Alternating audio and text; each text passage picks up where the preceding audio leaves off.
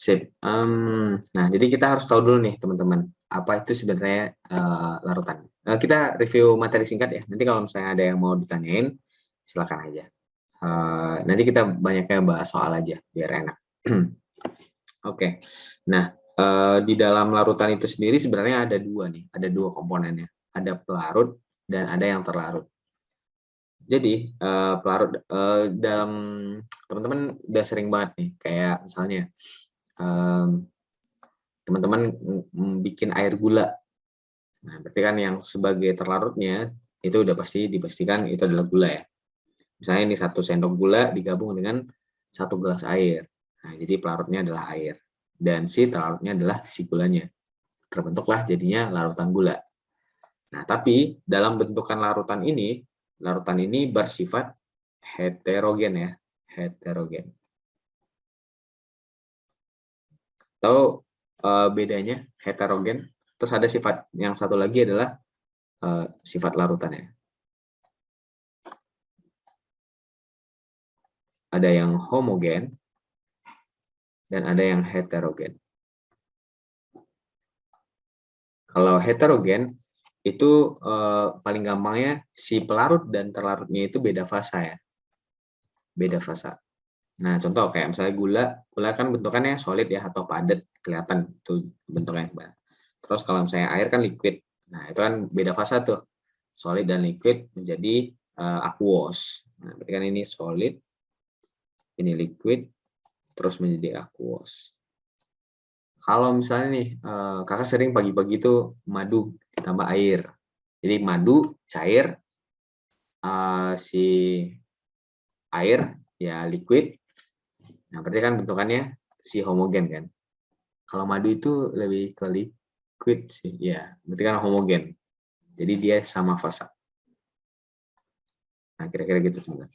Nah, cuman bedanya pelarut dan terlarut itu apa? Nah, nanti sebenarnya lebih detailnya nanti di sifat koligatif larutan teman-teman pelajari. Cuman di sini kita ketahuan bahwa yang terlarut itu biasanya pasti jumlahnya yang paling sedikit nih. Jumlah molekulnya, jumlah molnya, jumlah gramnya biasanya paling sedikit. Terus kalau misalnya pelarut itu biasanya lebih banyak. Contoh misalnya, kalau kita nggak sengaja jatuhin nih, misalnya nih kita ada air nih 1 gelas deh, jangan 1 gelas, satu sendok, nggak sengaja jatuhin ke dalam gula yang dalam satu gelas. Nah, kalau kakak analoginya, siapa yang hilang itu yang menjadi terlarut. Jadi ketika air yang 1 sendok air itu dimasukin ke dalam 1 gelas gula, kan airnya hilang kan, seakan-akan nggak ada. Berarti yang sebagai terlarut adalah si air, yang sebagai pelarut adalah gula. Nah, jadi konsepnya adalah si molekul yang terbanyak itu pasti pelarut, si molekul yang paling sedikit itu ya adalah terlarut. Kayak gitu ya, teman-teman. Nah, terus kalau fase itu ya seperti biasa ya. Bentukannya adalah solid, liquid, terus aqueous sama gas ya. Yang liquid dan aqueous itu sama-sama cair, cuman bedanya kalau liquid itu bentukannya murni. Murni itu maksudnya dia cuman paling dia satu senyawa aja yang ada di dalamnya. Contohnya kayak H2O, H2O-nya itu harus murni H2O ya, nggak ada yang lain gitu. Jadi itu bentukannya liquid. Kalau aqueous itu biasanya udah 2 campuran. Contohnya kayak ini, air dengan gula berarti kan aqueous. Berarti jadinya campuran gitu, campuran dua senyawa. Nah, kalau mau lebih detail lagi sebenarnya apa yang membedakan antara fasa liquid sama fasa gas atau fasa solid dengan fasa liquid? Nah, perbedaan itu adalah dari si kerapatan molekulnya ya. Yang mana kalau makin menjadi padat itu makin rapat molekul. Makin rapat molekul-molekul. Oke, itu dulu. Nah, si aqueous itu bisa dipecah dalam bentuk ion-ionnya, teman-teman. Jadi karena dia senyawanya dalam suatu larutan yang biasanya pelarut itu adalah si air, maka si senyawanya itu sendiri nanti bisa dipecah oleh air. Jadi teman-teman mungkin pernah bertanya-tanya, kenapa sih gula yang awalnya kelihatan, terus ketika dimasukin ke dalam air tiba-tiba hilang tuh. Misalnya kita nggak bisa lihat lagi gitu. Nah, sebenarnya gulanya ada, cuman tumpukan molekul gulanya kita nggak bisa lihat lagi. Contoh kayak gini nih. Apakah kita bisa melihat gas O2? Tapi kita bisa merasakan nih ada gas. Cuman kita nggak tahu nih apakah O2 atau N2 atau H2S. H2S kan gas kentut ya. Nah, ya gitu. Jadi kayak misalnya nih, kalau misalnya saat dia gula itu kan C6, H12O6. Nah, apa sih yang terjadi? Nah, sebenarnya molekulnya itu misalnya bulat nih misalnya bentukannya. Nah, dia itu bertumpuk-tumpuk. Kalau bertumpuk-tumpuk, jadi dia kelihatan. Sama kayak asap. Kan awalnya kita nggak kelihatan, tapi ketika dia ngumpul, wah kelihatan banget warnanya putih atau warnanya kalau kabut warnanya agak keabu-abuan atau polutan berarti warnanya hitam gitu. Nah, ketika digabung dengan air, ketika ditambah H2O, nah satu molekul ini diapit oleh si H2O. Atau kalau misalnya nih NaCl biar lebih enak. Na-nya ini terus Cl-nya ini. Tapi dia ngumpul banyak. Oh, Cl-nya yang putih ya, karena Cl yang lebih gede. Nah, kayak gini lah. Kalau dia ngumpul kelihatan nih. Tapi dia nah, ketika dia digabungkan dengan air H2O, nah dia jadi terpecah jadi masing-masing ion ya. Jadi ini satu, terus H2O ngelilingin. HOH, terus HOH, HOH. Nah, tapi karena misalnya nih, ini Na ya. Terus Cl. HOH, terus HOH. Nah, kira-kira gitu teman-teman. Jadi mungkin ada lagi Na yang lain. Nah, kalau misalnya dalam bentuk kayak gini, kan dia bermuatan positif nih, si ionnya. Berarti yang mendekat ke arah si Na plus berarti yang bermuatan parsial negatif. Antara O dengan H ya yang bermuatan parsial negatif ya O ya. Berarti bentukannya nanti kayak gini. O yang lebih dekat ke si Na. H-nya menjauh karena dia pasti tolak menolak kan. Karena kan H lebih cenderung bermuatan positif atau berparsial positif. Sedangkan Cl itu bermuatan negatif, otomatis yang lebih dekat ke Cl adalah si H-nya ya.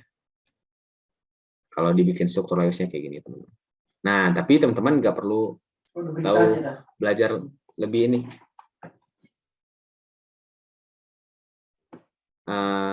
Nggak perlu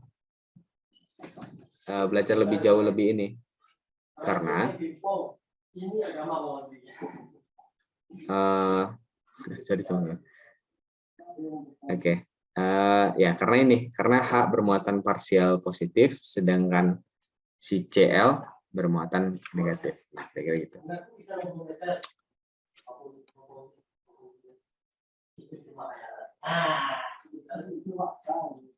Oke. Nah, tapi itu cuman apa ya penjelasan aja ya, tapi nggak mendalam dibahas di sini. Nanti ada lagi babnya yaitu tarikan antar molekul. Nanti belajar kok ikatan antar molekul. Tapi penjelasannya ya karena si NaCl-nya itu udah dipecah dalam bentuk molekul-molekul yang kecil gitu. Kayak misalnya O2 kan udah molekulnya kecil, kita nggak bisa lihat. Nah, kira-kira gitu. Jadi si NaCl yang udah numpuk awalnya kita kelihatan, ketika diubah atau dipecah-pecah dipilah-pilah sama si H2O, jadi nggak bisa lagi. Nah, kira-kira gitu. Nah, berarti si ion atau senyawa dalam suatu molekul dalam suatu senyawa yang berikatan atau dalam larutan yang bergabung dengan air, itu dia bisa dipecah dalam bentuk ion-ionnya jika dia dalam bentuk senyawa ion. Tapi kalau misalnya dia dalam bentuk senyawa kovalen kayak gini nih, ini solid. Nah, dia tetap kayak gini aja, C6H12O6. Dia nggak berubah dalam bentuk ionnya, kira-kira gitu.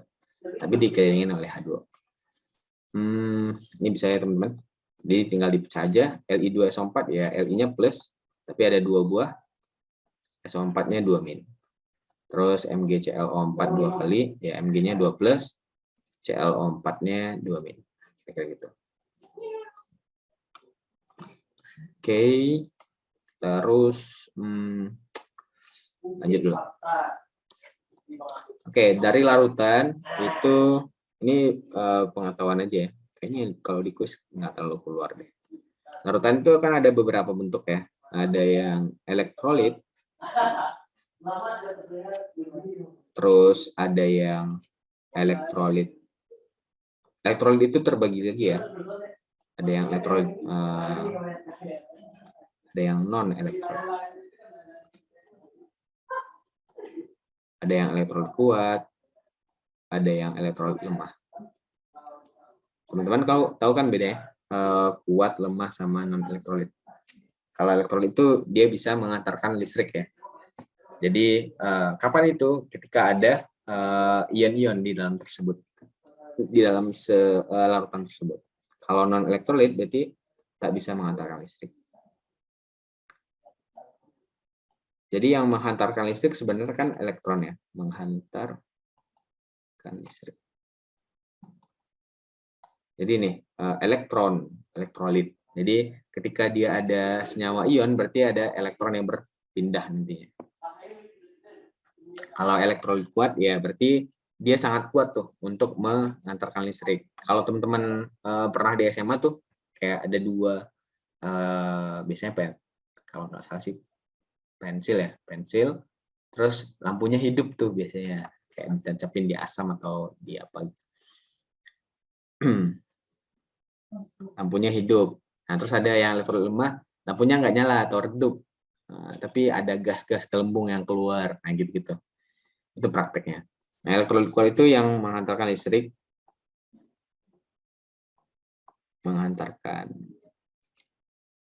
listrik dengan sangat mudah ya. Dengan sangat mudah. Contohnya apa? Contohnya itu biasanya asam, asam kuat atau basa kuat, atau ada juga biasanya garam. Nah, sedangkan kalau misalnya yang lemah, ya dia juga bisa menghantarkan listrik, cuman agak nggak selancar yang untuk yang elektrolit kuat gitu.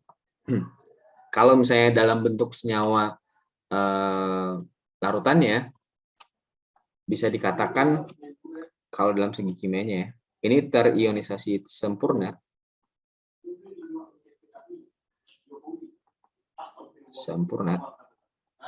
Atau bisa dibilang derajat ionisasinya sama dengan 1, sedangkan kalau ini derajat ionisasinya dia terbentuk ion, cuman nggak semuanya yang jadi ion, hanya sebagian gitu. Jadi bisa dibalikkan dia terionisasi sebagian.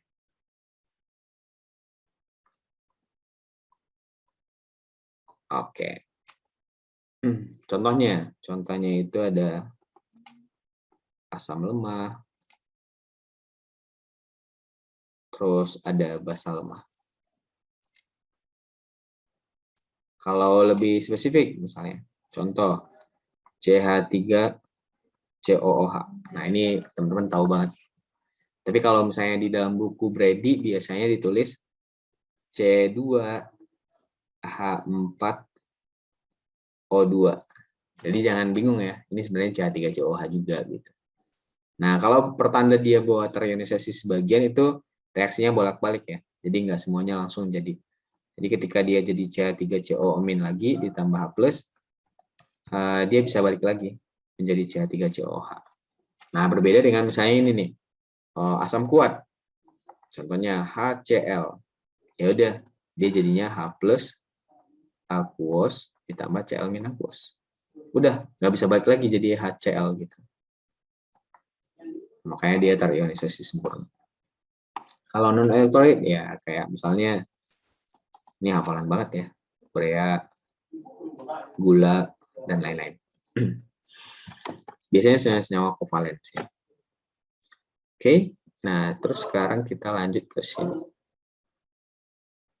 Nah, untuk senyawa-senyawa yang larut di dalam air, serta aturan kelarutan.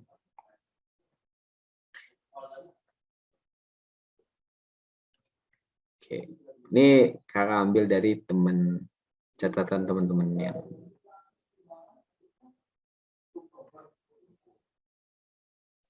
oke. Jadi ini tinggal sebenarnya diidentifikasi aja ya. Kalau misalnya nih semua logam alkali itu semuanya pasti larut nih. Contoh kayak misalnya NaCl kalau dimasukin ke dalam air dia udah pasti larut karena ada golongan 1A di dalamnya, Na. Terus apa lagi ya? Li apapun, Li2CO3, Li3PO4, semuanya pasti larut. Terus garam yang mengandung NH4, NO3, ClO4, ClO3- sama CH. Nah ini nih, C2H3O2-. Ini CH3COH ya. CH3CO-, sorry. Itu pasti larut di dalam air. Jadi aturannya 1 sampai 4 itu adalah yang larut, yang 1 sampai 2 yang di bawah ini adalah yang tidak larut. Nah, kalau misalnya nih semua Cl-, semua Br-, dan semua I- itu larut kecuali berikatan dengan Ag, Pb, dan Hg. Contohnya, kalau misalnya dia bertemu dengan si AgCl, kan Cl ketemu dengan Ag kan, senyawanya AgCl, berarti dia mengendap. Kayak gitu aja sih teman-teman. Jadi mesti tahu aja ini aturan kelarutannya. Gitu. Oke, terus gimana sih cara untuk membentuknya? Misalnya, ini ada soal, oke kita bikin soal yang baru lagi. Contoh, misal,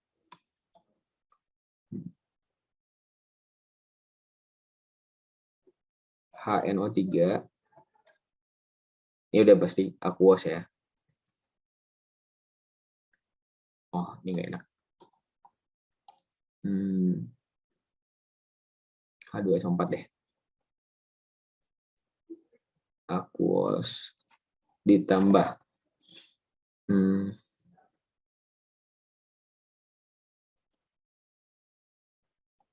CaOH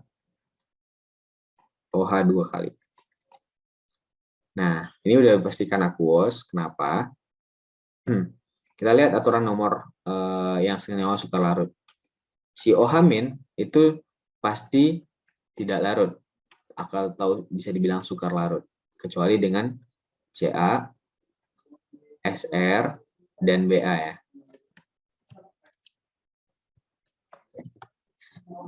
Kayaknya kakak ambil yang beredi juga deh, bentar ya, biar enak lihat. Ini kan tulisan dari teman-teman ya.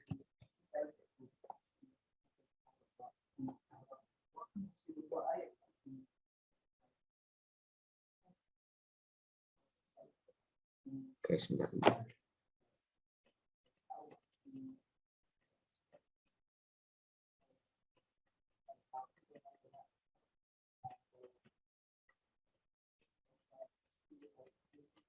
Oke.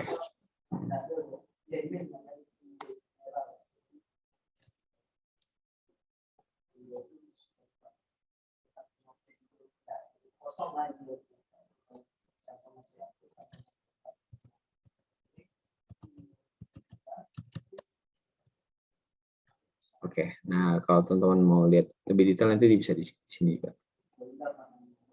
Kalau taruh sini.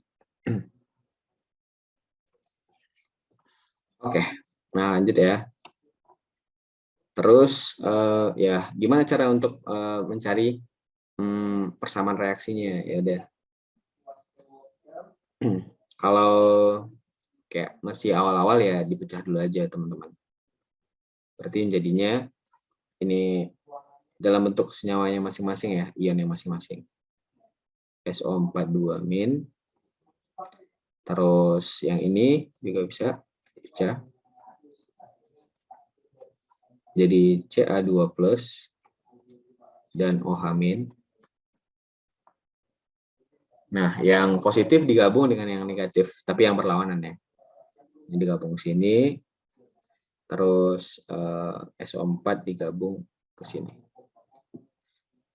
Berarti jadinya CaSO4 ditambah H2O. Nah, sekarang kita kasih fasa. Ini liquid. Oke. Ini liquid. Nah, CaSO4 gimana nih? Nah, kita lihat di aturan nomor 4 ya. Semua sulfat katanya, itu semua garam yang mengandung SO4 2- itu soluble katanya. Soluble. Berarti larut kecuali dengan Pb, Ca dan Sr. Oh, ada Ca nih. Oh ya udah, berarti dia solid. Nah, terus ini persamaannya udah beres nih, tapi kan belum beres untuk dia itu setara atau bukan. Nah, kita setarain dulu tapi, teman. Oke, terus kita copy aja. Oke, fasanya udah oke, terus ya udah kita setarain. Enaknya di ini aja ya, secara berkelompok aja. Kationnya Ca, berarti udah SO4 udah. Terus OH-, O-nya ada 2, berarti ini dikali 2.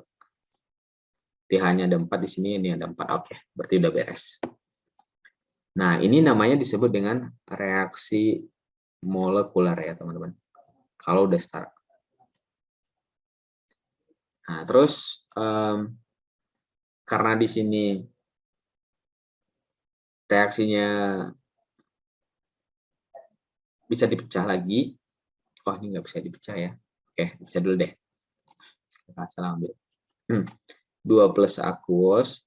Nah, ini dipecah sesuai dengan jumlahnya masing-masing ya. Ditambah SO4 2- aqueous ditambah Ca2 plus aqueous 2 OH- aqueous. Nah, kalau solid dan liquid itu nggak bisa dipecah ya, teman-teman. CaSO4 solid ditambah 2 H2O liquid. Ini namanya reaksi ion total.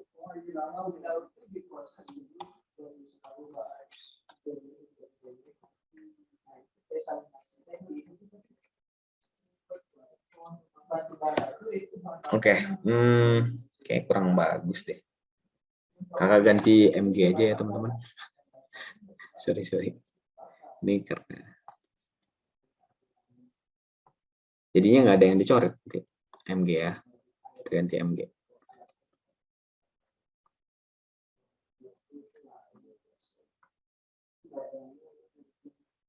Oke. Mg. Nah, ini karena ini di sini aqueous, maka ini bisa dipecah. Jadinya Mg 2 plus aqueous ditambah SO4 2- aqueous. Oke. Nah, karena ini udah setara, jadi kita bisa hilangkan senyawa-senyawa yang menjadi spektator. Nah, yang sama berarti ya, bikin SO4, Mg ini bisa dicoret. Ini masih ada Ca.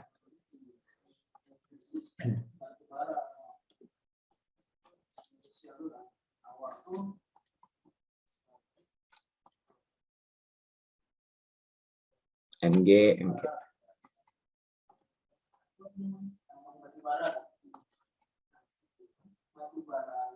Oke, nah jadi bisa dicoret.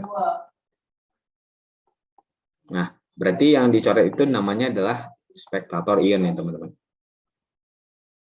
Spektator ion. Berarti dalam kasus ini adalah Mg2+ dan SO4 2-. Nah, terus ya udah kita bikin reaksi selanjutnya 2H+, reaksi yang sisanya ya menjadi 2H2O liquid. Oh ya, kalau ada yang nanya, spektator itu maksudnya apa sih, Kak? Ya, spektator itu berarti ion yang tidak ikut bereaksi di dalam suatu reaksi ya. Jadi dia muter-muter aja di dalam larutan tersebut gitu. Jadi nggak ada yang terjadi perubahan terhadap dia gitu. Nah, terus udah. Oh ya, terus kalau misalnya dipertanya nih, Kak, kalau misalnya dicoret semua gimana? Ya udah, berarti nggak ada reaksi, berarti nggak terjadi reaksi sama sekali. Nanti kakak kasih contoh deh. Nah, terus udah kayak gini, teman-teman bisa bilang, ini adalah net ionic equation-nya. Enggak. Jadi kalau net ionic equation ya udah yang benar-benar bersihnya ya teman-teman. Jadi ini bisa dibagi dua lagi nih semuanya. Berarti OH- aqueous menjadi H2O liquid. Nah, ini baru disebut dengan reaksi ion bersih atau net ionic equation. Ion bersih. Oke. Oke, ada beberapa ketentuan ya. Kalau misalnya kayak H2O itu adalah liquid, terus SO2 itu adalah gas, CO2 itu adalah gas, ya. N2 gas, O2 gas. Jadi ini kalau buat ini agak hafalan dikit sih teman-teman. Tapi nggak apa-apa. Oke, terus kakak kasih contoh lagi ya. Nah, kapan sih yang aqueous semuanya? Contoh misalnya, yang gampang aja. HCl ditambah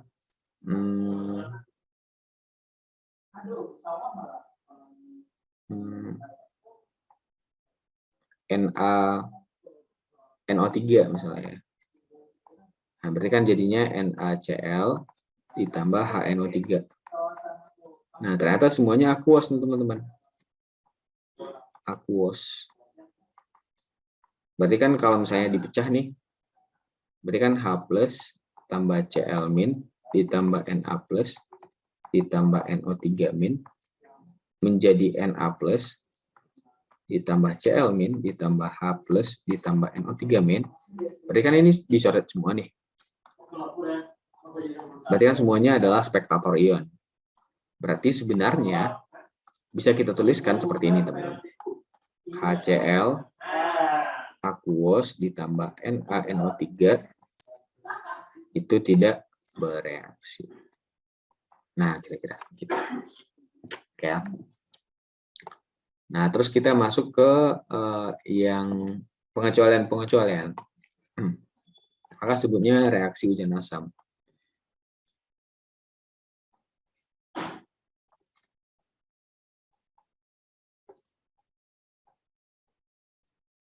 Jadi, asam-asam yang tidak stabil dalam air itu ada beberapa. Salah satu contohnya adalah H2CO3, aqueous. Dia akan menjadi H2O liquid ditambah CO2 gas. Sedangkan H2SO3 juga sama. Dia akan menjadi H2O liquid ditambah SO2 gas. Nah, kalau ini teman-teman tahu nih. Biasanya kalau di dalam teman-teman beli McDonald, terus ada Pepsi atau apa ya, minuman yang bersoda lah pokoknya. Itu kan ada kayak kita sendawa habis itu kan, atau kayak buka Fanta kelihatan. Nah, pas bukanya kan ada gitu kan. Nah, itu gas CO2 inilah. Karena H2CO3 di dalam air itu nggak stabil gitu. Kenapa ini perlu jelaskan? Karena gini. Misalnya ada pada suatu reaksi misalnya. Reaksinya Na2CO3 ini udah pasti aqueous ya. Kenapa? Dia Na soalnya kan. Ditambah karena kan golongan 1A udah pasti larut kan. Saya ditambah dengan HCl misalnya, aqueous. Kita reaksin dong. Jadinya kan H2CO3 aqueous ditambah NaCl aqueous. Nah, semuanya aqueous. Otomatis nggak ada reaksi dong. Nah, ini salah ya. Karena sebenarnya H2CO3 itu nggak stabil. Nggak stabil. Jadi ini berubah menjadi H2O liquid ditambah CO2 gas. Nah, gitu. Jadinya ada reaksi jadinya.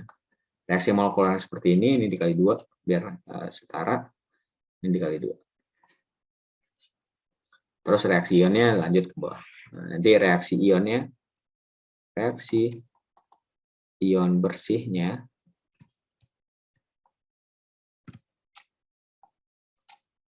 seperti ini.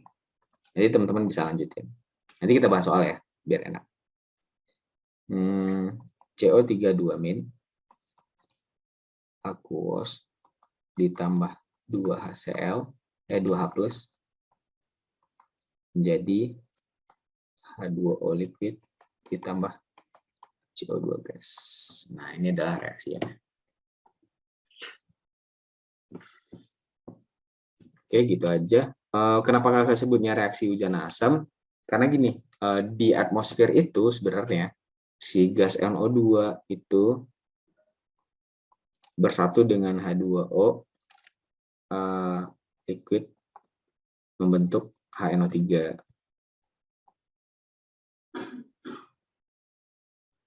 Sorry, HNO2. Ini NO. Oke. Terus kayak misalnya gas CO2 tambah H2O liquid akan menjadi H2CO3. Yang mana ini bersifat asam.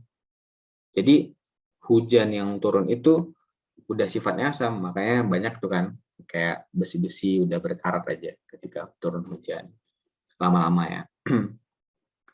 Nah, ini salah satu penyebabnya. SO2 gas ditambah H2O liquid menjadi H2SO3. Jadi air hujan yang turun itu udah mengandung asam.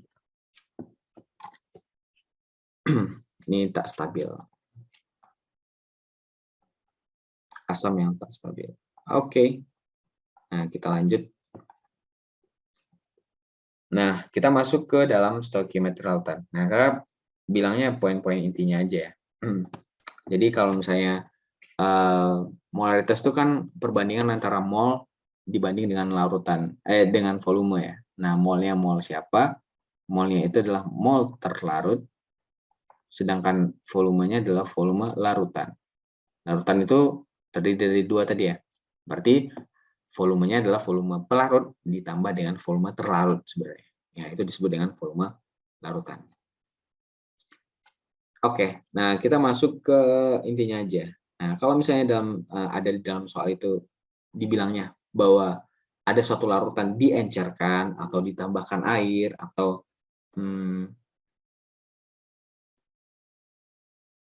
dilarutkan kembali. Nah, kayak gitu ada kata kuncinya. Nah, itu berarti sama aja kayak ditambahkan sesuatu. Misalnya nih, contoh, ada boba nih, boba, biar teman-teman, nih, bobanya itu ada 10 biji ini. 10 biji di dalam 10 ml air. Nah, ketika ditambahkan air, misalnya jadi 1 liter, bobanya kan tetap 10 kan, tetap 10 buah, nggak berubah gitu. Nah, jadi sebenarnya banyak molekulnya, misalnya kalau misalnya kita bikin ini adalah NaCl, banyak molekul NaCl tetap aja di dalam ini gitu, nggak akan berubah.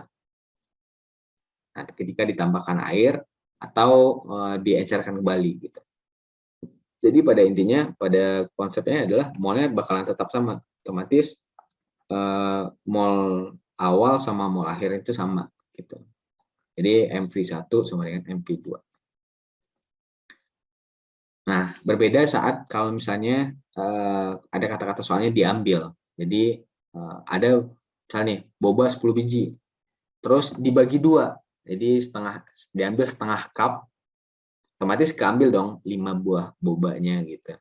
Nah, juga sama, berarti molnya bakalan berbeda, jumlah molekulnya bakalan berbeda, tapi perbandingannya tetap sama gitu. Makanya molaritasnya sama, tapi molnya bakalan berbeda. Makanya N/V1 sama dengan N/V2. Kira-kira gitu, teman-teman. Jadi molnya akan beda, molaritasnya bakalan sama. Saat diambil atau diambil sampling gitu, kayak gitu. Kalau misalnya diencerkan, otomatis molnya bakalan sama, molaritasnya bakalan beda. Kita masuk ke dalam bentukan contoh soal ya, biar gampang. Ini redox, nggak usah. Kakak ambil contoh soal aja.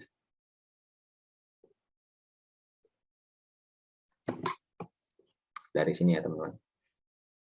Atau kalau teman-teman ada soal boleh silakan aja.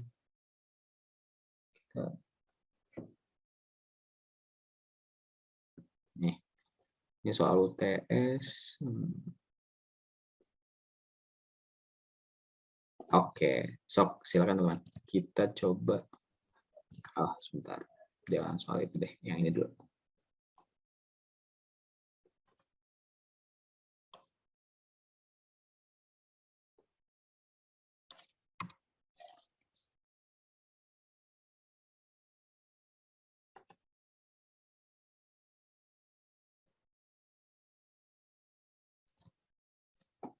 Nah, ini. Oke, silakan teman-teman baca yang ini.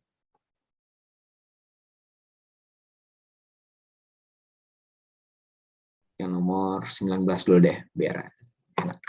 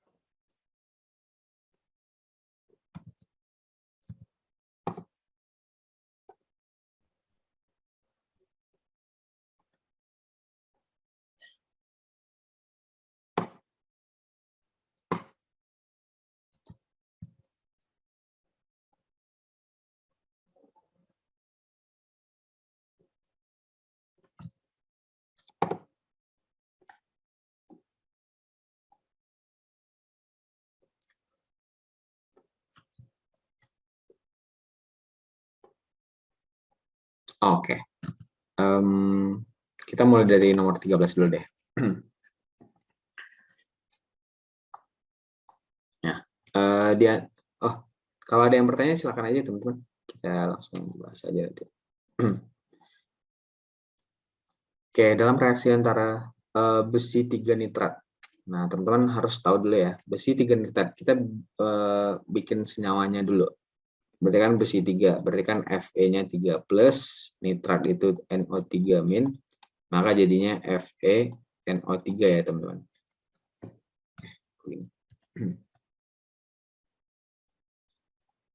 Oke, terus litium hidroksida, jadi Li-nya positif, hidroksida OH-, maka jadinya LiOH.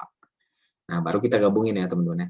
Berarti kan FeNO3. Sorry, karena di sini min berarti 3 kali. Berarti 3. Nah, ada yang tahu nggak? Ini solid, liquid, atau gas? Atau aqueous? Ada yang tahu nggak?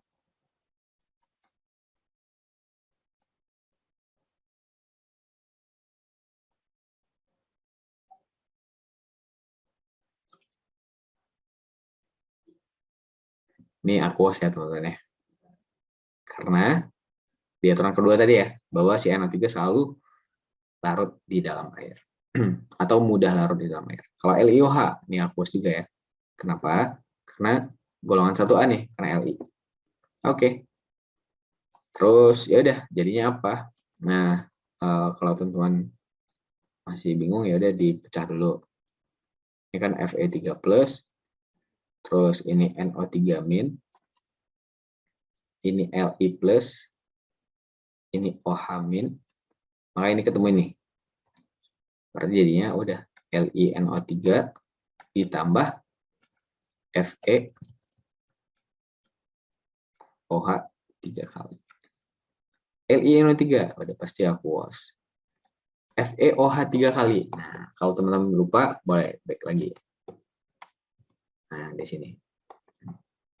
OH yang nomor 5 ya. OH udah pasti tidak larut kecuali dengan 1A, Ca, Sr, dan Ba. Nah, kalau dengan Fe ya pasti tidak larut. Berarti dia solid.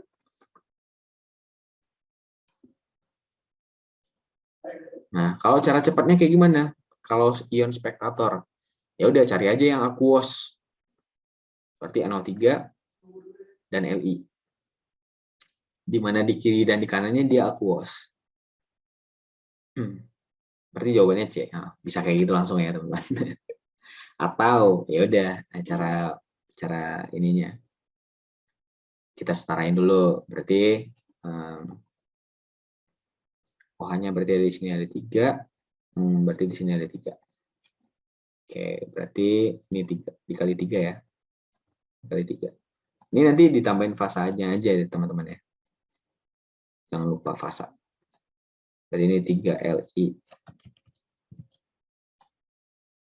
plus ditambah 3 NO 3 min terus ditambah FeOH 3 kali solid. Solid tidak bisa dipecah ya teman-teman. Oke, ya udah tinggal dicoret aja kan. Oke, sorry. Ini 3. Maka ini yang habis set. Berarti yang menjadi spektator adalah si Li dan NO3. Tiganya kenapa nggak ikut? Ya, itu menanyakan jumlah molekul ketika dia bereaksi dalam reaksi tersebut aja. Jadi tiganya nggak perlu keluar. Oke, nomor 14. Kelompok senyawa yang semuanya tidak larut di dalam air. Pak, Oh ya, boleh. Gimana? nah, tadi saya ketinggalan di ini emang penulisannya harus LiNO3 dulu baru FHOH3 ya, 3 kali. Oh, Cara penulisannya. Kalau FOH3 di depan boleh nggak? boleh, nggak apa-apa. Sama aja Oh, kok. Tapi kalau misalnya NO3 Li, jangan. Karena iya. kan yang kation dulu yang dibikin. Mm-mm. Ini bebas kok. Kalau misalnya ini diganti, boleh aja. Ini ke sini gitu ya. Belakang. Ya boleh aja.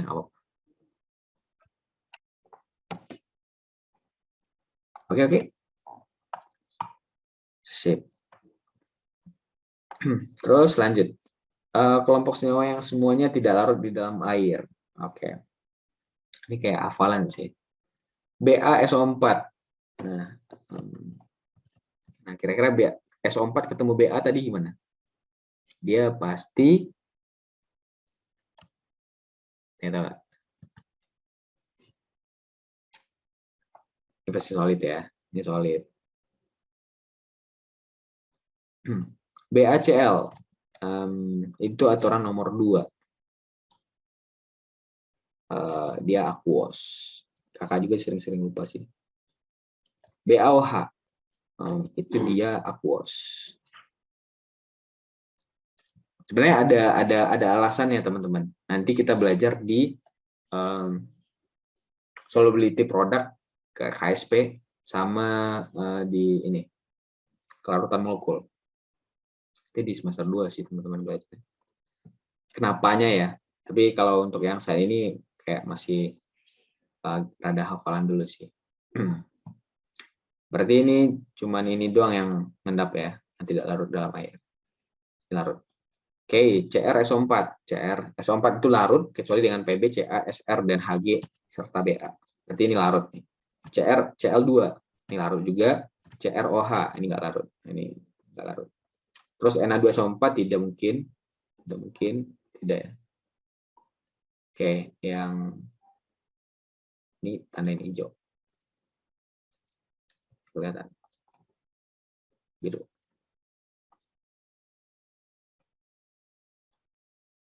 Oke. Oke, Na nggak mungkin. Na nggak mungkin. Ya, bisa jadi sih yang terakhir. PbCl2 mengendap, PbCr4 mengendap, PbOH mengendap. Berarti jawabannya D ya, teman-teman. Sesuai dengan aturan kelarutan tadi. Gitu. Oke, lanjut. Nah, di antara reaksi berikut yang Kak, mau reaksi... nanya dong, Oh ya, gimana? itu kenapa bisa ditentuin solid gitu, gimana ya bedainnya? Misalkan itu kayak BaSO4, tahu solidnya itu dari mana? Oke. Dari aturan kelarutan tadi.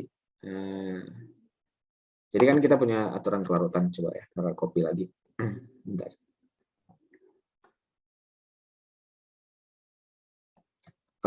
Kalau kayaknya teman-teman udah praktikum deh. Kan ada yang berubah warna, ada yang mengendap, gitu-gitu kan. Jadi itu udah disimpulkan gitu. Nah, jadi gini. BASO4. Nah, jadi lihat aja salah satunya aja ya, teman-teman. Mungkin kemungkinan SO4-nya. Nah, kita lihat di aturan nomor 4 nih. SO4 itu semua garam yang mengandung, nah, yang SO4 ada di dalam garam tersebut katanya, soluble katanya. Berarti kan larut nih. Larut. Kecuali dengan PB, Ca, Sr, dan Hg, serta Ba. Otomatis ketika Ba ketemu dengan SO4 kan BaSO4 tuh. Berarti tidak larut, alias nanti bakalan bentukan yang pengendapan.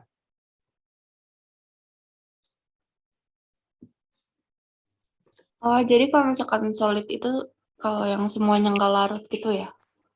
Semuanya nggak larut, berarti dia bakalan bentuknya solid. Oke, makasih Kak. Oke. Sama kayak misalnya nih, satu lagi ya contohnya. PbOH 2 kali. Berarti kan kayak gini nih, OH itu insoluble, berarti kan tidak mudah larut dalam air. Ketika dia OH-, dia kecenderungannya dengan membentuk ketika bertemu dengan ion lain bakalan tidak mudah larut dalam air. Kecenderungan bakalan membentuk solid. Nah, solid dengan 1A, Sr, Ca, dan Ba.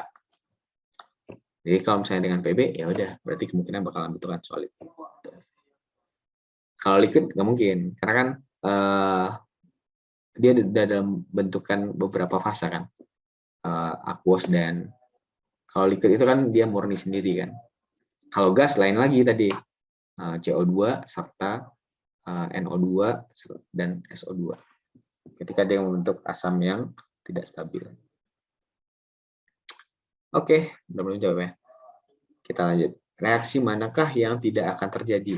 Nah, ingat kata kuncinya ya, tidak akan terjadi. Kalau tidak akan terjadi, otomatis tadi apa teman-teman? Saya ingat, semuanya adalah spektator ion ya. Jadi semuanya penonton, nggak ada yang main berarti gitu. Nggak ada yang bertanding, nah kira-kira gitu. Jadi cari aja yang semuanya aqueous. Paling gampang itu. Nah, CuCl itu kita udah pas, kita ambil aja yang tadi ya, biar enak. Ini dipindah-pindah aja. Kita lihat aturan nomor 2, Cl bakalan larut kecuali dengan Ag, Pb, dan Hg. Berarti ini aqueous. Ini aqueous. Ini udah pasti aqueous karena Na. Ini udah pasti aqueous. Ini udah pasti aqueous. Kenapa kakak bilang CuC2H3O2 itu adalah aqueous? Karena kan itu Ca3CO- ya. Ini aturan nomor 2 nih. Oke. Berarti jawabannya ya A ya teman-teman. Karena semuanya aqueous, otomatis semuanya adalah bakalan jadi spektator ion. Semua spektator ion. Nah, kalau yang seperti yang kakak praktekin tadi, semuanya bakalan coret tuh ion-ionnya di kiri dan di kanan. Pastikan bahwa reaksinya itu setara dulu ya. Oke, kalau ada salah satu aja yang solid deh, itu udah pasti reaksinya akan terjadi. Contoh yang ini nih. Ini ya siapa yang solid? Nah, ini BaCO3. Terus ini siapa yang solid? CuOH. Ini yang di bawah siapa yang solid? BaSO4.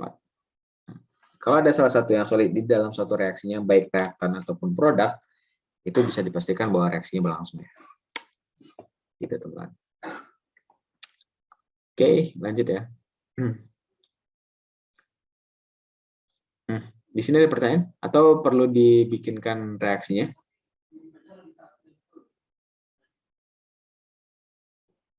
Semuanya paham ya kan ya? Oke, lanjut ya. Sudah paham? Nah, air yang diperlukan untuk mengencerkan. Oh, ini adalah pengenceran ya, teman-teman. Otomatis si senyawa itu bakalan tetap si molekulnya. Berarti molnya bakalan tetap. Oke, jadi ada H2SO4. Misalnya kita bikin kayak gini deh. H2SO4.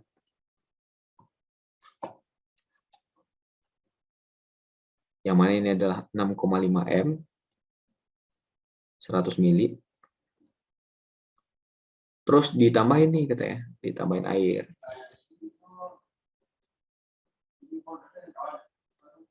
Nah, yang mana nanti bakalan menjadi akhir ujung-ujungnya si H2SO4 ini itu molaritasnya berubah katanya.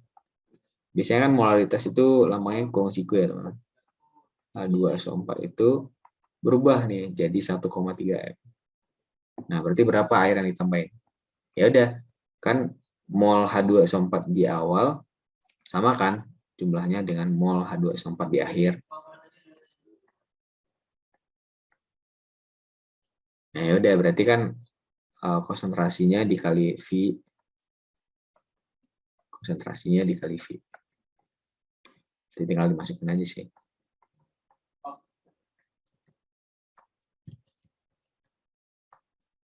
Ini 100 ml.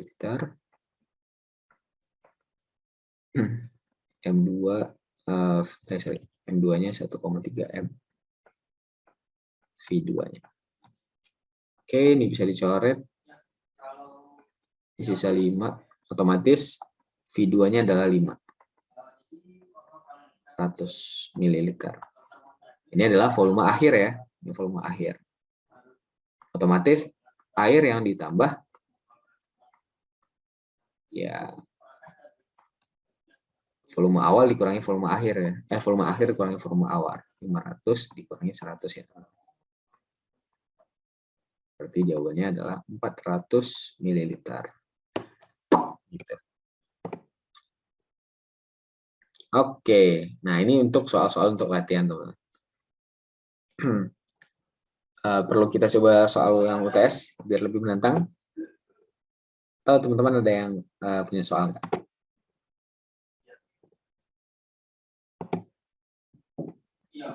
Kalau punya soal UTS 2020 nih.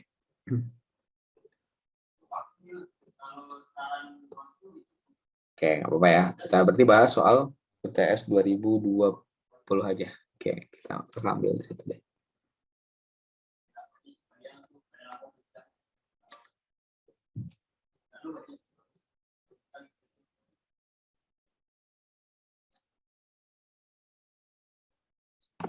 Oke, kalau tulis di sini aja nggak apa-apa.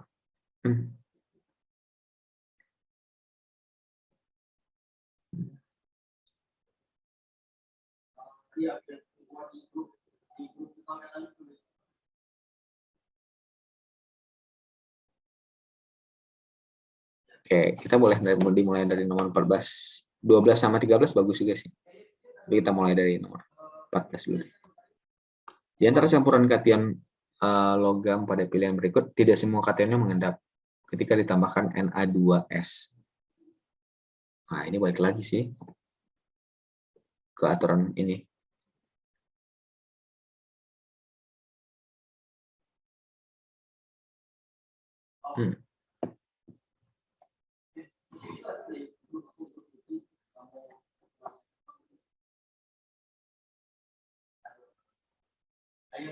Oke, jadi kan si S2-nya yang bakalan menjadi ditambah dengan si masing-masing senyawanya ya.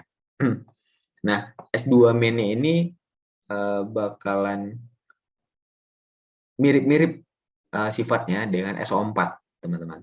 Ya, kita lihat aja sini. Berarti SO4 bakalan larut kecuali dengan PB, CA, SR, dan BA ya.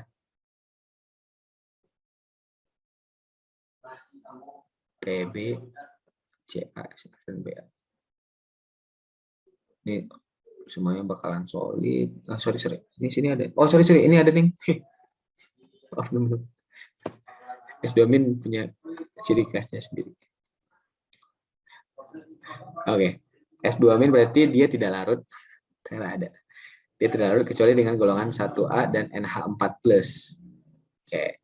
Di sini NH4+ tidak ada, golongan 1A juga tidak ada. Nah, kira-kira siapa nih yang kationnya ketika ditambahkan Na2S, tidak semua kationnya mengendap.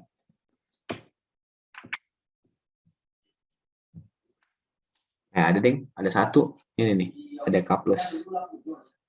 K dengan S, itu berarti dia bakalan membentuk aqueous ya, berarti jawabannya B. Selebihnya solid, karena tidak mengendap, karena mengendap, sorry, atau tidak larut.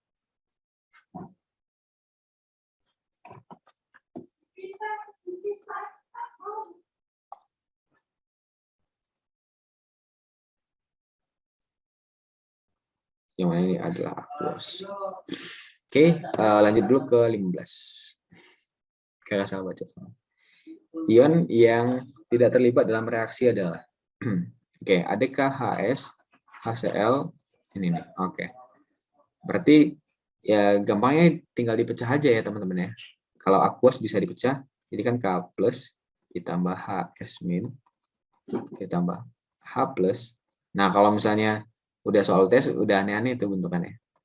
HS- kan udah jarang kan teman-teman lihat. Terus K+ ditambah Cl- ditambah H2S gas. Nah, kan di tadi kan kita nggak ada H2S gas. Ya udah, yang ini dicoret. Ini dicoret. Berarti sisanya adalah HS- ditambah H+ menjadi H2S gas aqueous. Pertanyaannya adalah ion yang tidak terlibat, otomatis yang ditanya adalah spektator ion.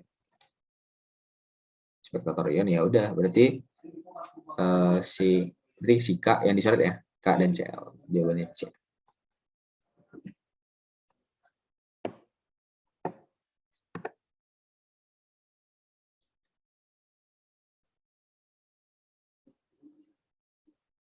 Nah, lanjut. Reaksi berikut yang tidak terjadi ke arah kanan. Berarti reaksinya ke arah kiri ya, kira-kira gitu. Atau reaksinya nggak akan terjadi, karena kan reaksinya satu arah.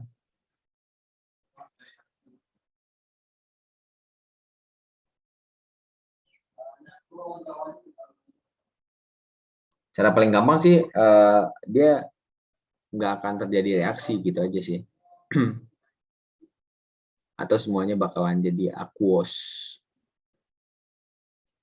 Nih, H2SO4 ini adalah aqueous ya teman-teman. Dikit lagi. Oke, ini adalah ini adalah aqueous ya teman-teman. Aqueous. NaClO4 aqueous juga karena dia Cl4 ya, atau Na. Ini NaClO4 aqueous. Otomatis sebenarnya ini nggak ada reaksi. Nggak ada reaksi sebenarnya. Atau bisa kita bilang ini nggak ada reaksinya. Nah, kalau misalnya ini ada salah satu yang solid nih, ini solid. CO3. Nih, kita coba lihat ya. CO3 aturan nomor 6. CO3 itu tidak larut kecuali dengan 1A dan NH4. Kalau ini ada gas, ini ada liquid. Nah, otomatis ini bakalan terjadi reaksi ke kanan. Ini COS solid, bakalan terjadi reaksi ke kanan. Kira-kira gitu aja. Jadi jawabannya A ya. Oke, kita lanjut. Oh, ini PB. Nah, ini aqueous. Ini solid ya, selebihnya aqueous. Oke, nah ini udah soal esai. Kita coba ya. Dari nomor 12 tadi. Kalau 13 itu reaksi redox. Ya, nanti aja. Kalau 11 itu stoichiometry.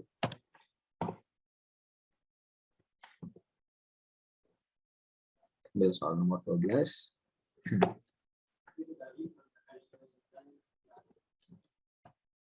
Nah, silakan membaca dulu teman-teman.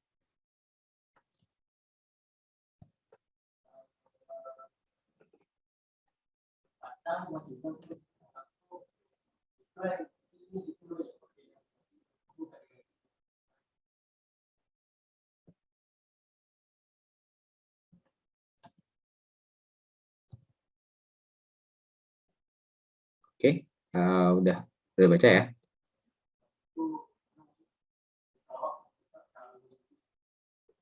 Oke, kita coba 2 soal lagi nanti.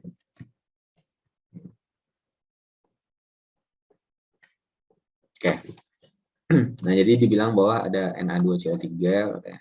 Terus digabung dengan NiCl untuk menghasilkan NiCO3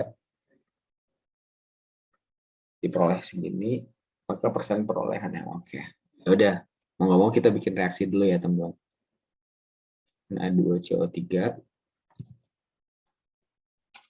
ini aqueous ya, karena Na, terus NiCl2 karena Cl, aqueous, berarti menjadi NiCO3 solid, karena CO3 ya, CO3 tidak larut, aturan nomor 6, kecuali dengan 1A dan NH4+, ditambah NaCl, aqueous. Ini tinggal disetarain. Nah, katanya ini adalah 60 ml nih. Terus ini 0,15 molar. Terus ini 40 ml, 0,25 molar. Ya udah, karena di sini punya molnya masing-masing, berarti di MRS-in ya teman-teman. Dicari tahu siapa yang menjadi pereaksi pembatasnya gitu. Tinggal dicari molnya, tinggal dikali aja ya. 60 dikali 1,5 0,15 berarti 9 milimol. Ini berarti 10 milimol. Dicari yang terkecil jika dibagi dengan koefisiennya. Oh, karena koefisiennya sama dengan 1, berarti yang habis adalah si Na2CO3. Berarti yang menjadi reaksi pembatas adalah si ini, Na2CO3. Oke. Milimol habis 9 milimol. Ini enggak ada mol-molnya. Berarti ini 18 milimol. Terus ini 9 milimol. Ini sisa 1 milimol. 9 milimol. Oke. Yang ditanya persentase perolehannya. Oh, berarti persen yield nih. Oke. Berarti yaudah. Berarti kita cari massa dari si NiCO3.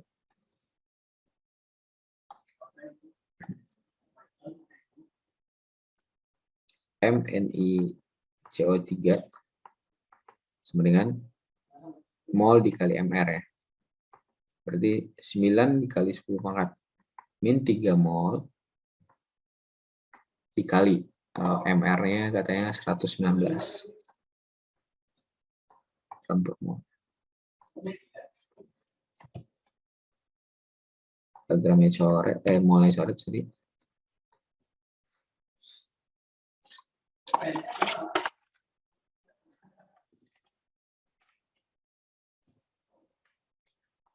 Satu 1,071 gram.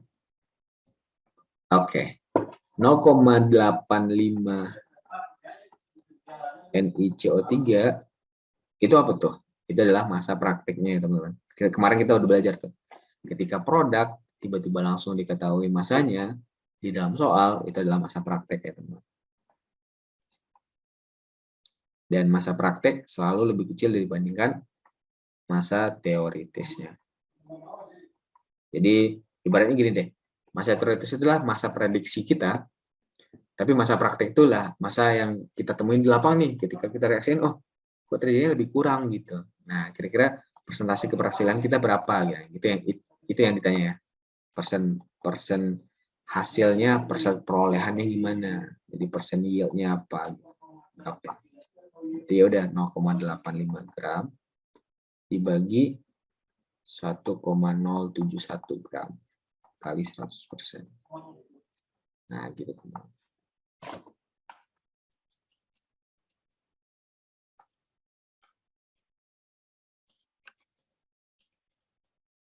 Oke, jawabannya adalah 79,365%.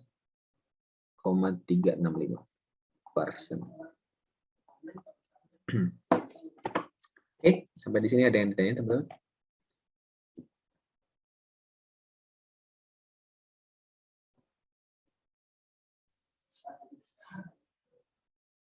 Oke, nggak ada ya.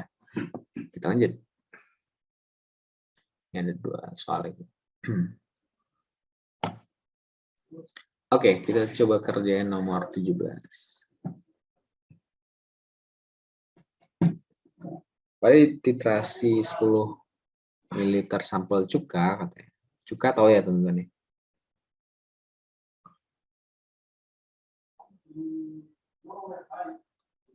CH3COOH. Nah, terus direaksikan dengan NaOH yang mana itu basa untuk menetralkan semua asam asetat. Diketahui sampel cuka tersebut memiliki massa jenis segini, persen massanya. Oh, oke. Oke, sip. Berarti kan kalau mau bikin reaksi boleh juga, kalau enggak juga nggak apa-apa. Kalau mau bikin juga boleh. Ditambah NaOH menjadi CH3COONA ditambah H2O liquid.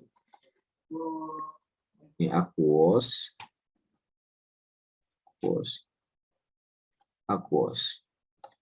Nah, katanya ini 25 ml.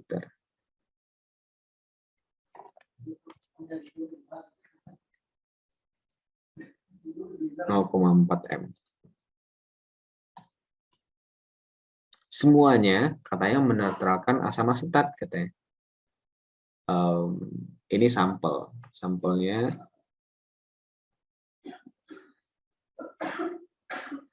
10 ml. Jadi belum tentu ya semua CH3COOH-nya itu 10 ml.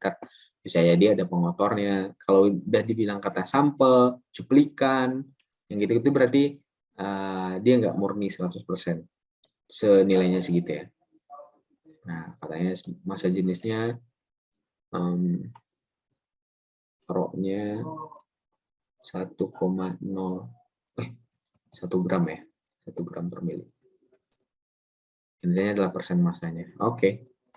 Nah, katanya di sini nih, kata kuncinya di sini. Menetralkan semua asam. Menetralkan semua asam. Otomatis mol asam sama dengan mol basanya ya, teman-teman. Kalau dia sama-sama jumlah asam dan basanya sama ya. Karena di sini OH dan H plusnya sama, berarti ya udah mol H plus sama dengan mol OH min. Otomatis di sini mol CH3COOH sama dengan mol NaOH. Nah, kata kuncinya di situ. Berarti 25 ml dikali 0,4 molar. Berarti itu adalah 10 milimol. Nah, ya udah kita cari massanya langsung. Massa CH3COOH 10 milimol, 10 mol aja deh ya. Kali 10 pangkat min 3 mol. Atau diubah langsung deh. 10 pangkat min 2 mol. Di 10 pangkat min 2 mol. MR-nya berapa ya? Nanti kita cari. Oh, ada, dikasih tahu. 60 gram per mol. Dicoret, berarti 0,6 gram. Nah, karena di sampel di sini ada 10 mili, otomatis kita jadiin ke mili ya. Kan rho itu adalah M per V. Berarti kalau V adalah M per rho. Berarti V dari CH3COOH sama dengan massa dibagi rho-nya sendiri. Massanya adalah 0,6 gram dibagi V-nya rho-nya 1 gram per mililiter. Otomatis 0,6 gram mililiter, sorry. Berarti cuman ada 0,6 mililiter CH3COOH di dalam sampelnya tersebut gitu. Jadi kecil banget.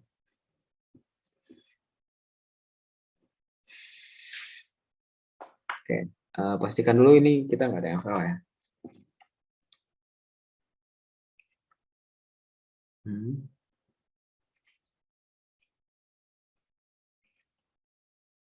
Oke, benar. 0,6 ml. Otomatis berasa berapa persen W per W? Oke, ini kakak salah deh. Kalau persen W per W, kira-kira tadi persen V per V.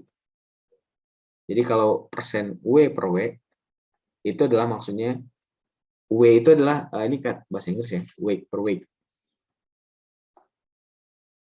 Berarti berat per berat, teman-teman. Atau massa per massa. Berarti yang kita ubah sebenarnya bukan si volume CH3COH-nya, tapi volume sampelnya kita ubah dalam bentuk gramnya sebenarnya. Berarti ini nggak usah, ini kesini aja. Jadi sebenarnya sampel, massa sampel sama dengan rho dikali V. Berarti 1 gram per mililiter dikali 10 mililiter. Otomatis 10 gram ya teman-teman ya. Otomatis persen V per persen W per W-nya adalah 0,6 gram. Sebenarnya hasilnya bakalan sama sih. Per 10 gram. Tapi langkahnya aja yang salah nanti. Berarti jadinya 6% saja. CH3COOH di dalam sampel. Oke, gitu ya, teman-teman. Dari sini ada yang pertanyaan nggak?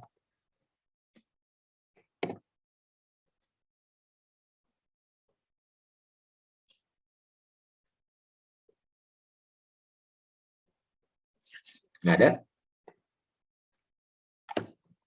Oke, kita lanjut ya ke soal berikutnya.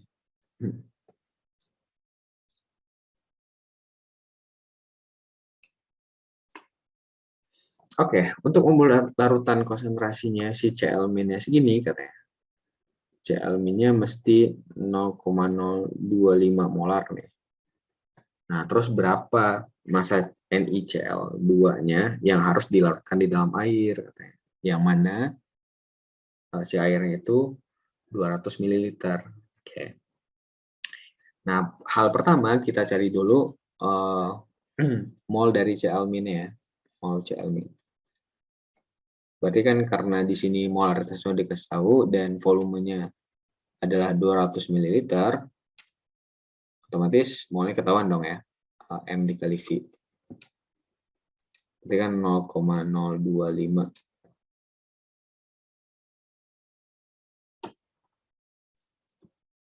Molar dikali 200 ya. Ini berapa?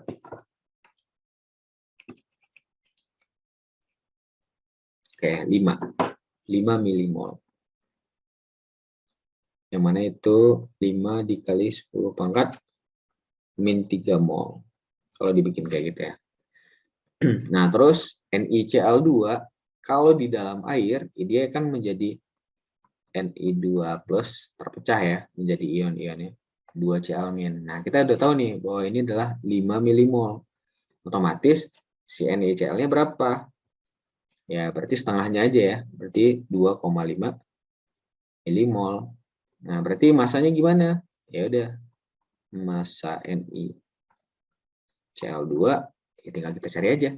Berarti mol dikali mR.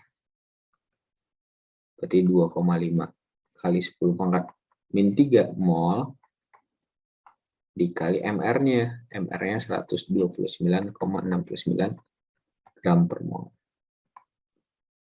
Molnya bisa dicoret. Sisa deh. Tinggal sisa gram. Oke. Terus 2,5.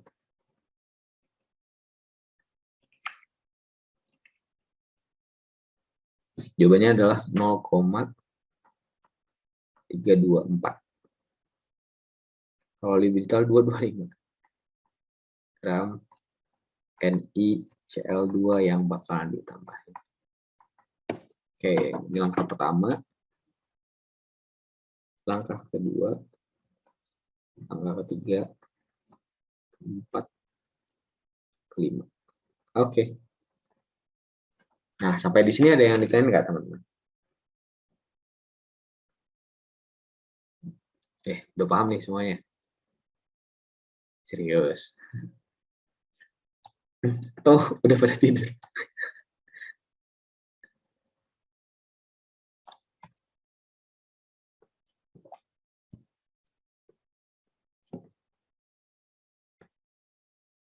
Oke, nah jadi katanya ada MgO yang dilarutkan. Otomatis ketika dilarutkan, MgO-nya itu dalam fasa solid ya teman-teman. Karena kan sampel magnesium oksida. Nah, ketika dilarutkan dalam air, karena dia oksida logam, nah maka dia bakalan bereaksi dengan air membentuk basa ya, MgOH 2 kali. Nah, baru kita reaksikan dengan asamnya, HCl. Jadi MgCl2 ditambah H2O. Nah, katanya di sini nih, kelebihan asam, otomatis HCl-nya yang berlebih ya. Karena yang satu-satunya yang bersifat asam di dalam reaksi ini hanya HCl. Oke.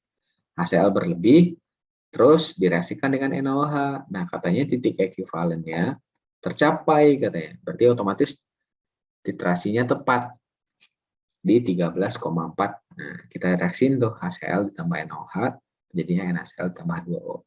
Pada saat titik ekuivalen tercapai, otomatis mol NaOH sama dengan mol HCl ya. Nah, ini nih. Kita cari aja mol NaOH. Berarti kan tinggal dikali aja kan. 1,34.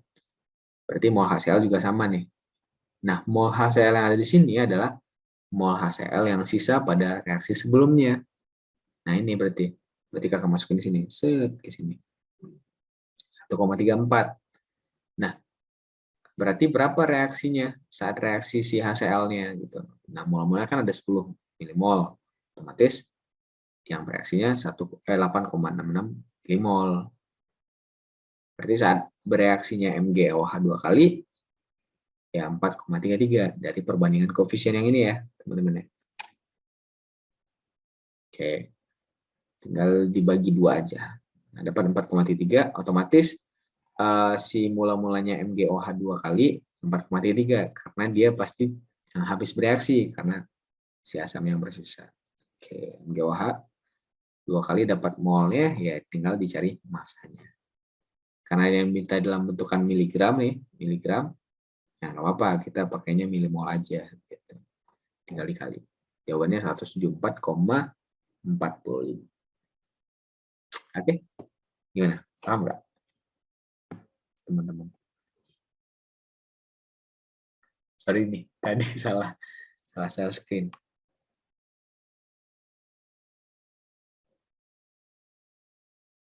Oke, ini salah satu contoh soalnya di UTS ya. Oke, nggak ada lagi.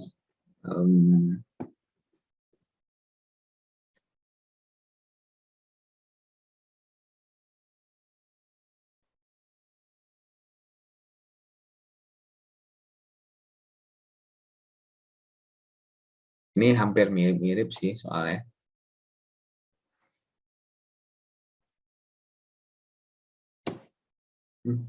Apa deh, kita kerjain ya. Nanggung. Ditambah 8H. Mending kita copy aja.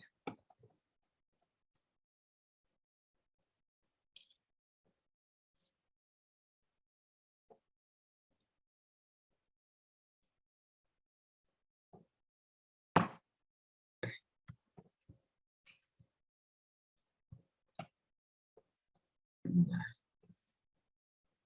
kita gedein. Oke. Sip.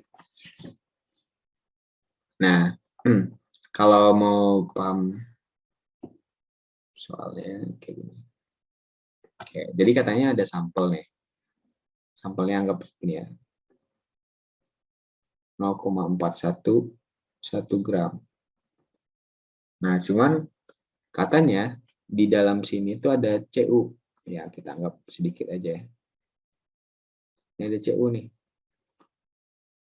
Terus CU ini dilarutin di dalam larutan asam nitrat. dengan reaksi seperti ini ya. Terus berapa persennya katanya. Oke. Nah, di sini kan katanya 20 ml.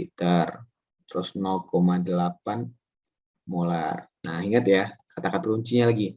Terlarut sempurna, otomatis habis bereaksi.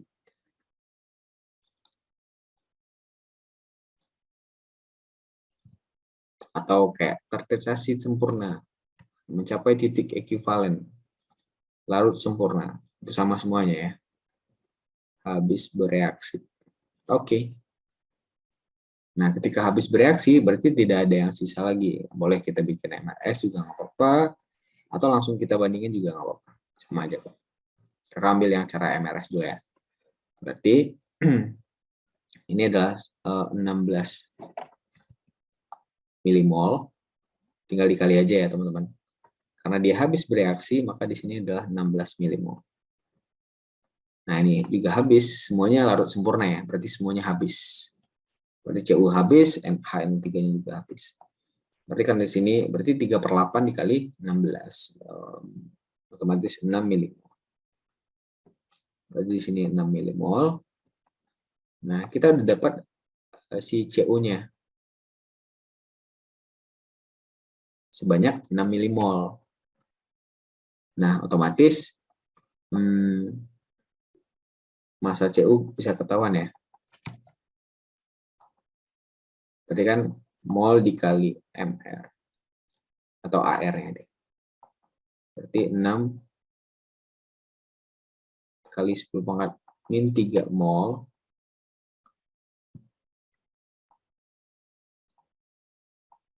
dikali 63,5 gram per mol.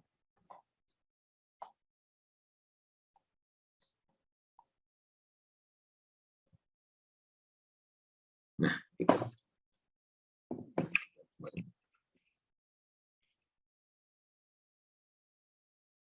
Jawabannya adalah 0,381 gram.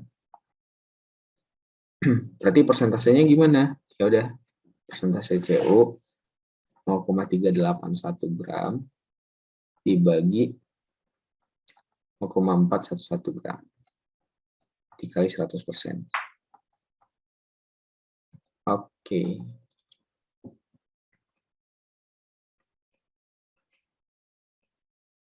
Nah, jawabannya adalah 92,7%. Oke, gitu. Sip. Ada lagi yang ditanya, teman-teman?